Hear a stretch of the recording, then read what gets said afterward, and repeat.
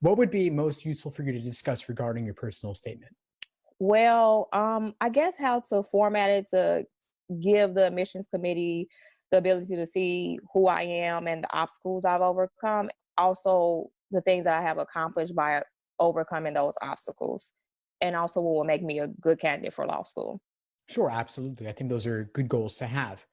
Now, in reading over your personal statement, how long do you think it takes us to get to you specifically?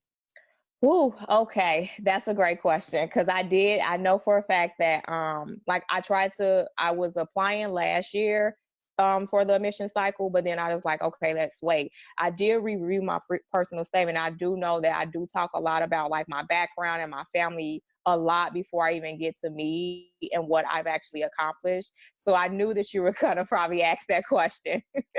Yeah. So when I was looking at this, you mentioned like briefly like your DNA of your forebears and such, but then you're talking about celebrities and examples of role models or examples, right? Hmm.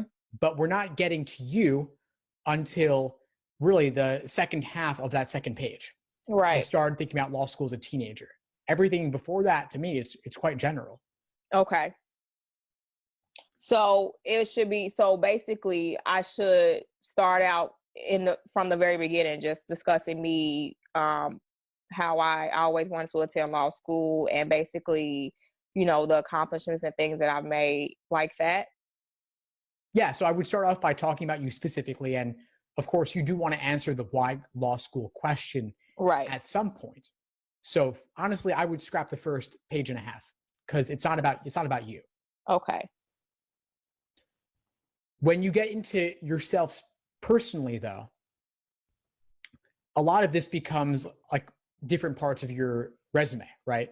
You Hmm. talk about your career goals, a 4-year degree, college, then the master's degree, and some of your work there.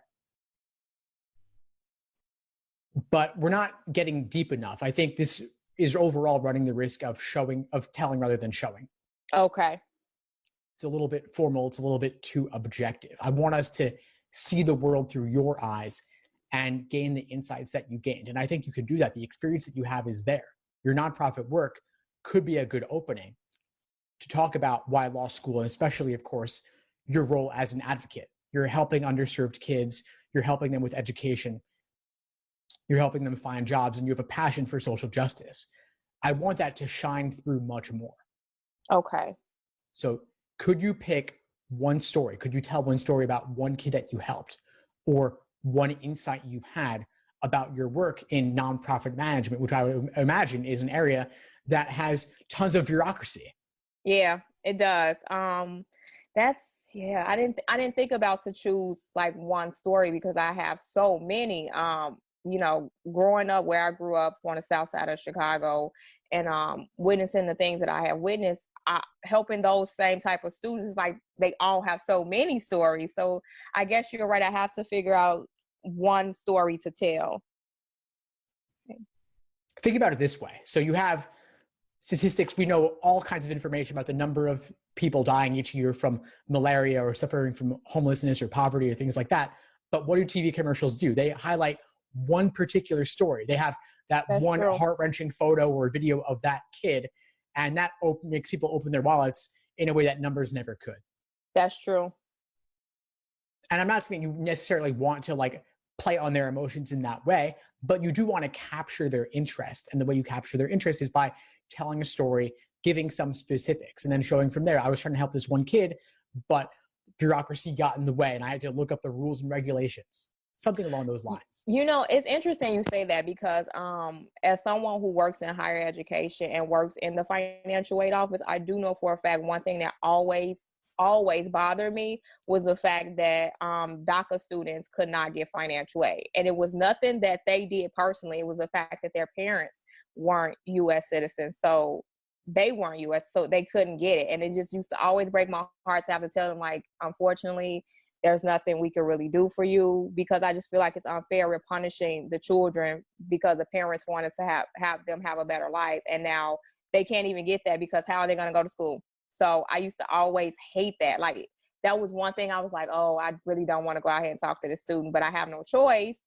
I can't bend the rules. It's a federal law. I can't change it. I can't say, well, we're going to give you a little bit. I just couldn't do it. And it used to always break my heart because a lot of those students did really want a better life, but they was like, I have to drop all my classes. There's no way I can pay for this. So. And it's a story that you should tell. I want to see that come out. I want to see that frustration come out where you're, in a way, you're hitting a wall. And then you use that as fuel to help you want to become an advocate. You want to help serve those kids. Maybe you even want to change laws. Maybe you want to find ways to work to better help those kids, even within the laws. Maybe there are some regulations or some loopholes that you could discover through your research that could help them advocate for themselves as best as possible. Okay. But jump right in. If you're working with DACA students, that's a great starting off point. I want to see that first and foremost, right up front. You don't need to talk about Oprah or Condoleezza Rice or anyone else like that. You have your own story to tell. Focus on that. Okay. And go deep on this. Don't list the high school debate. You don't need to cover that. Focus specifically on your role in nonprofit work, nonprofit management, helping students, helping families, and specifically through the legal lens. You want to show them that you have a real understanding of the law. I know you mentioned that you don't know any lawyers, but you do know what it's like to deal with the consequences of laws. Yes. And so even if you are not a lawyer yourself, of course, you still have a sense of how these regulations and rules, how the general regulations have very concrete consequences for real people. And I think law schools, they want to see that. They want to see that you know what law is actually like and what the consequences are actually like. In law school, you'll be dealing with fact patterns, real world situations that you have to interpret through the lens of the various principles that could apply. And you've seen that on the ground. You've experienced that. You've seen your clients experience that. And so you can show that you do know what law is like. You do know what the practice of law is like, even if you haven't done it yet. So do you recommend then, Steve? Because I always struggle with, I'm always that type of person, like I really want them to be engaged when they read my personal statement. So I guess I struggle with how to capture them, like from the first, because I don't want them to be bored when they start reading, like, oh, this is, bland. I want to capture them when I first, I guess, start like my intro, because I was always taught like, oh, you want to kind of grab them when they first start reading. Do you suggest that I start out by telling the story of I guess how I can definitely see how laws affect people that I've worked with? You can just jump right in. You don't need to say, through my work, I've seen how laws can affect people. Just say, one of the hardest things I ever had to do was tell this 18-year-old kid they had to drop out of college because they couldn't get financial aid because they were DACA. And you could say, this particular student was studying XYZ topic, and you don't need to go into a ton of detail about them, but a little bit of detail can make the story come alive more. Okay. Then you can explain how you were on this hunt to figure out what exactly was holding them back. You knew the DACA recipient, they were undocumented, and so they weren't eligible for this particular type of loan. Okay. Then you could zoom out a little bit and talk about your role in nonprofits, what you were doing, why were you in this position? Okay. And so how have you run up into these walls? So when I talk about my roles in nonprofits and how I was in those positions, is this where I start talking about like some of the things that I've established while I was there? Because, working at a college, we took on the task of trying to kind of eliminate food insecurity with regards to students on campus. So I was one of the people that spearheaded the first meal pantry that we had on campus for our students. So do I talk about that in there, or should something like that be kind of like left for like my resume with regards to my leaderships and my accomplishments and the things that I've, accomplished while at work?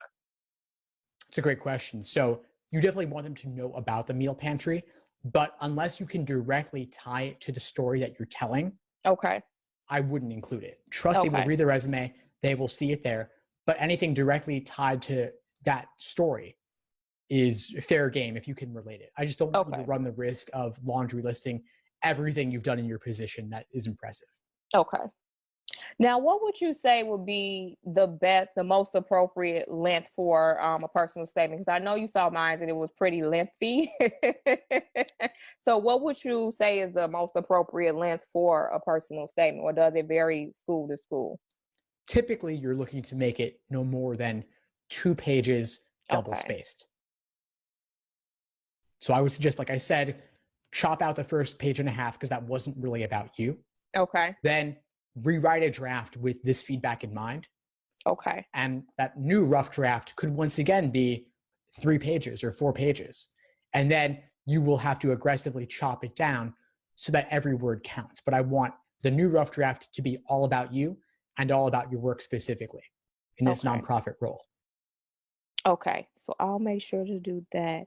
I'm trying to think if I had some more questions too, because so once I do, so it should be all about me, all about my work in nonprofits. So it was a part in there about I guess my daughter. So should that be scratched out too? Because I put a part at the bottom about I basically that was part of my why of why I'm going. Should that be scratched out too as well?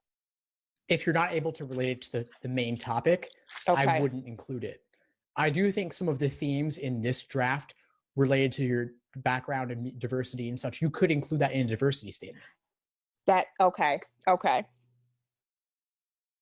But just do everything you can to keep it personal. So definitely no quotes. And there are ways to reference role models, but you've got to tie it into yourself. To the story. Okay. Okay. Well, this was very helpful. Extremely helpful. So I got some writing to do. Yeah. I'm really glad we connected, Brittany. Me too. Before we sign off, what would you say is the biggest insight you got from our call today?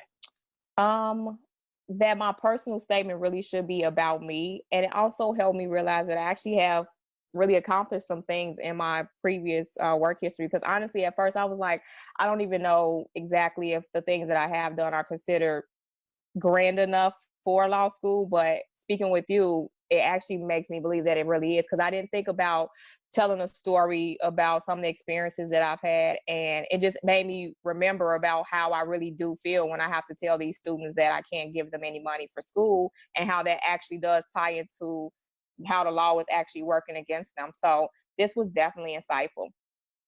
Glad I was able to help. Please keep in touch and let me know if you need anything as you move forward.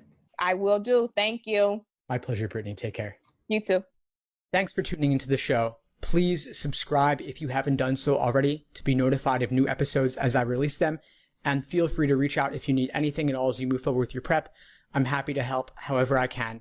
In the meantime, I wish you all the best and take care.